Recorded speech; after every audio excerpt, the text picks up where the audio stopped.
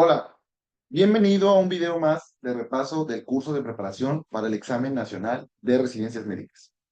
En esta ocasión traemos un tema de pediatría. Como siempre, empezamos con una frase del día. La frase es simple.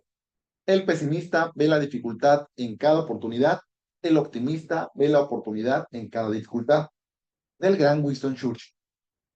Recuerden que en este proceso de preparación para el examen, muchas veces pueden sentirse cansados, otras veces pueden llegar a sentirse fatigados, pero lo más importante es tratar de dar lo mejor posible y continuar con las herramientas que nos ha dado la vida.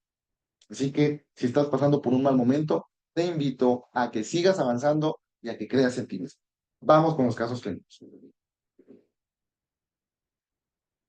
Ok, primer caso clínico. Tenemos un hombre de 3 semanas de nacido, producto de la gesta 1, que acude por un cuadro de vómito desde hace 7 días.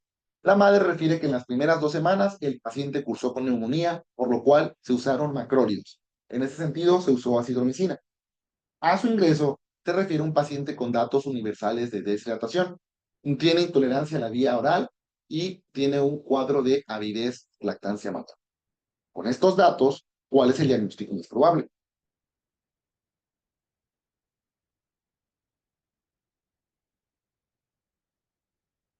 Correcto. El diagnóstico más probable es una estenosis hipertrófica del pilo.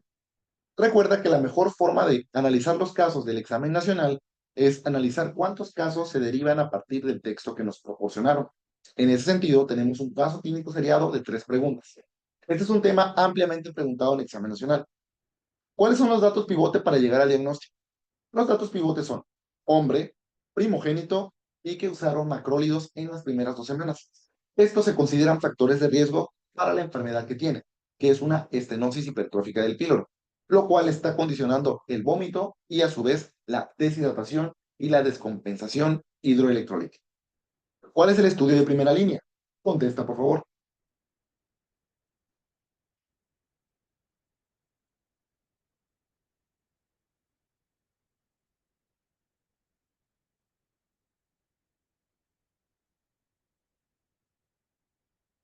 Correcto. El estudio de primera línea es el ultrasonido abdominal.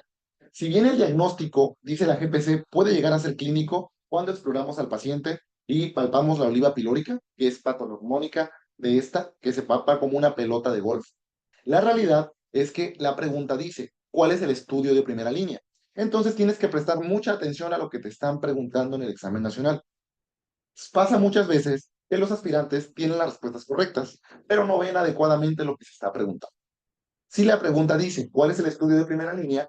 Es importante que sepas que el estudio de primera línea es el ultrasonido. Como segunda línea, o como segunda opción más bien, tendríamos a la serie esófago-gastrodenal. En el ultrasonido veríamos la imagen en doble riel. Recuerda lo que ha sido pregunta de examen nacional. Mientras que en la serie esófago-gastrodenal, la cual lleva contraste, veríamos el signo de la cuerda, que se produce por el atrapamiento en el cual no pasa el contraste. Si ninguno de estos estuviera disponible, es necesario realizar al paciente una endoscopía, pero ese es un dato de segundo grado.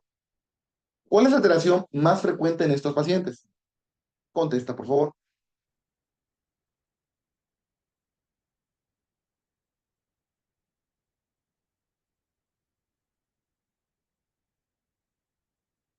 Correcto. La alteración más frecuente en estos pacientes es la alcalosis metabólica hipoclorémica hipocalémica. Estos pacientes tienen trastornos hidroelectrolíticos.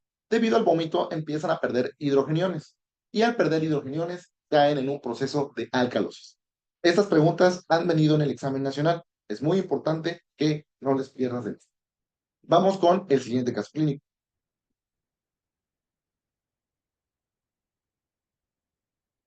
Vamos a dar un minuto para que lo leas. Posteriormente vamos a comentar todas las respuestas.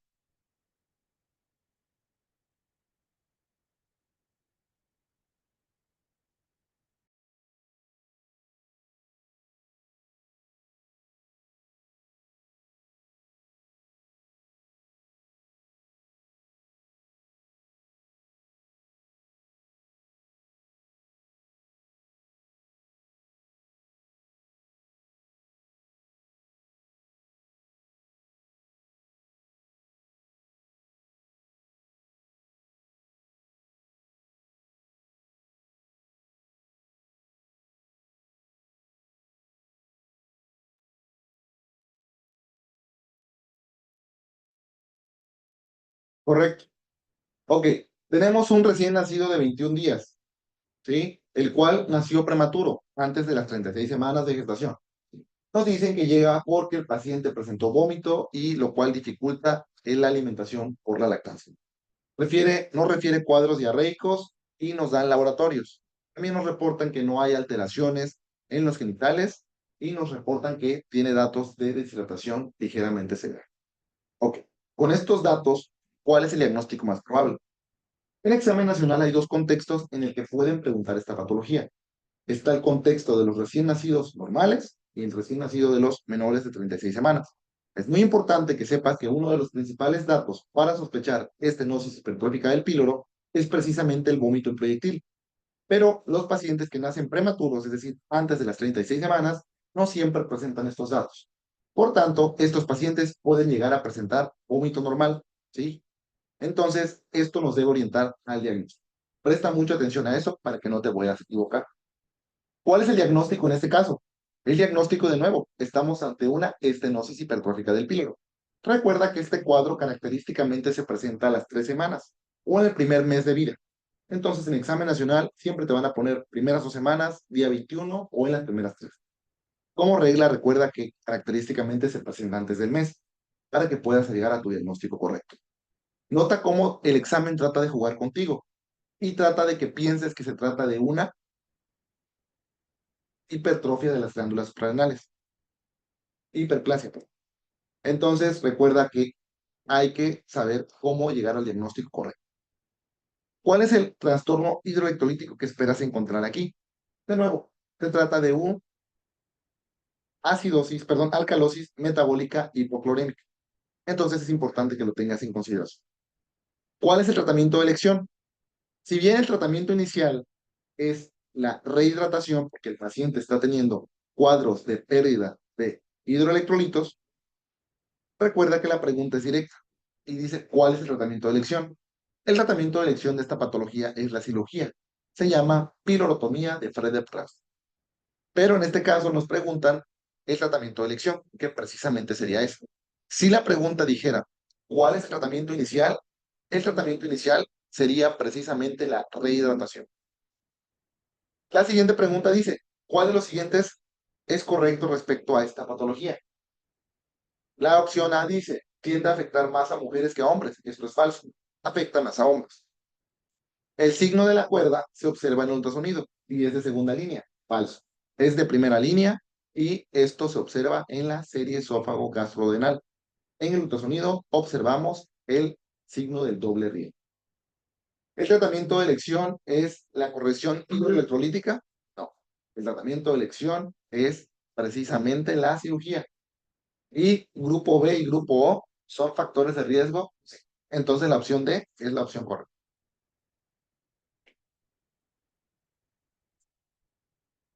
Hablando de estenosis hipertrófica del píloro, recuerda estos datos. Va a ser la causa más frecuente de cirugía abdominal en lactantes menores de 2 meses, al igual que es la principal causa de alcalosis metabólica en pediátricos. La incidencia es de 1.5 casos por cada 1000 pacientes y es la principal causa de cirugía pediátrica en menores de 2 meses. La raza blanca está mayormente afectada. 6 a 20% de los pacientes tienden a acompañarse de algún tipo de malformación añadida, principalmente cardíacas o geniturinarias. ¿Cuáles son los factores de riesgo para tener esta enfermedad? Número 1, el antecedente familiar. Número 2, ser primogénito. Número 3, podemos tener ser masculino, que sería uno de los principales. Y el uso de macrólidos en las primeras 2 semanas también está justificado. Es decir, acitromicina o eritromicina principalmente. ¿Cuáles son las manifestaciones clínicas para el examen nacional? Vamos a tener un recién nacido que entra dentro del contexto del primer mes, el cual va a acudir por datos de deshidratación y vómito en proyecto. Estos datos nos van a hacer sospechar esta patología y es muy importante que el recién nacido no tenga algún dato añadido, como podría ser diarrea o alteraciones del estado de alerta, porque la hipotonía no se considera como tal una alteración en el estado de alerta como tal. El paciente tampoco tiene que tener fiebre, que eso nos orientaría a pensar en algún tipo de gastroenteritis. Entonces, emesis, deshidratación, vómito en proyectil, nos haría sospecharlo. Y recuerda lo que vamos a encontrar en la gastroenteritis. ¿Cuáles son las manifestaciones clínicas en el prematuro? Ahí en el prematuro esto cambia un poco. En él podríamos encontrar, ahora sí, alteraciones del estado de alerta, deshidratación y los vómitos serían no biliares y no serían en proyectil, porque no tendría tanta fuerza por la misma hipotonía. Y también vamos a encontrar precisamente la acidosis metabólica, hipocalémica, hipocloremia. Fíjate, es lo mismo que dice la. Entonces es muy importante que tengas estos datos para que lo consideres en tu examen nacional. Vamos contigo. ¿Qué vamos a ver a la exploración física? Fíjate, la exploración física, datos universales de deshidratación. Como sabes, hay 3 grados. Entonces vas a tener que clasificar al paciente para saber cuál es el tratamiento correspondiente de acuerdo a esto. Fíjate, 60-80% de los lactantes van a tener el signo de la oliva, es decir, a la palpación podemos llegar a palpar precisamente una pelota de golf, que es precisamente la misma estenosis hipertrófica que hay en el píloro, puede llegar a ser palpable mediante la exploración. Y ese signo se llama la oliva pilórica. Sin embargo, en los prematuros, característicamente este signo no va a ser encontrado, debido a lo mismo, a la misma prematurez. Entonces, esto tiende a buscarlo en pacientes que sean de TER. ¿Cuál va a ser el diagnóstico para examen nacional? El diagnóstico podemos llegar con la clínica, siempre y cuando palpemos esto y lo confirmamos con un ultrasonido. Sin embargo, si no nos apoyaran estos datos, tendríamos que hacer el diagnóstico con 2 cosas. Número 1, signos clínicos y número 2, el apoyo en un método de imagen. El método de imagen de elección es el ultrasonido. En el ultrasonido vamos a ver la imagen característica en doble riel. Si no estuviera disponible el ultrasonido, usaríamos la serie esófago-gastrodenal, la cual también se considera un estudio. Recuerda que en ella vemos el signo de la cuerda. ¿Y cuál es la medida que vamos a ver en ultrasonido? Una medida mayor a la longitud de 17 milímetros. Fíjate.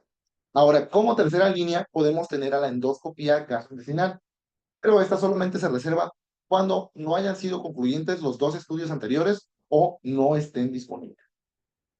¿Cuál va a ser el tratamiento inicial para examen nacional?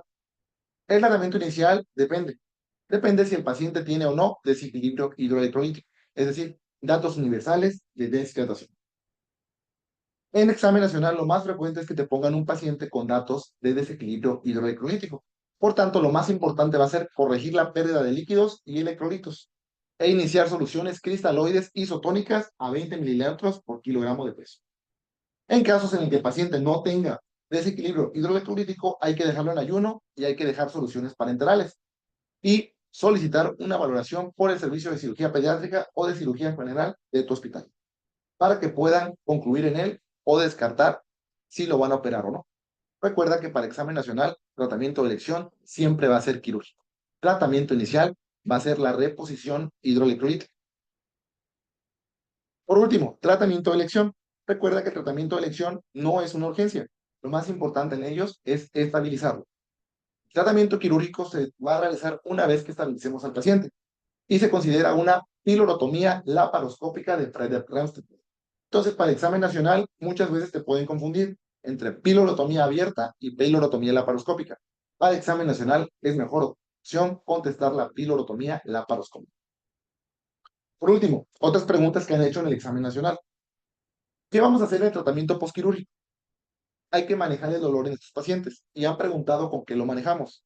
El manejo del dolor se hace con paracetamol. ¿Qué dosis? 15 miligramos por kilogramo dosis, cada 4 a 6 horas. Y recuerda que hasta 80% de los pacientes continúan regurgitando 5 días después de la cirugía. ¿Cuándo vamos a iniciar la alimentación? La alimentación se reinicia 8 horas después de la recuperación anestésica. Ok, con esto llegamos al final. Espero te haya servido mucho. Recuerda que cualquier duda o pregunta puedes dejarla llegar al correo de contacto.curso.enam@cursodoctorhuicho.com.mx. Nos vamos a seguir viendo por aquí y espero tengas éxito en este proceso de preparación para el examen nacional de residencias médicas. Te mando un fuerte abrazo y un saludo. Nos vemos.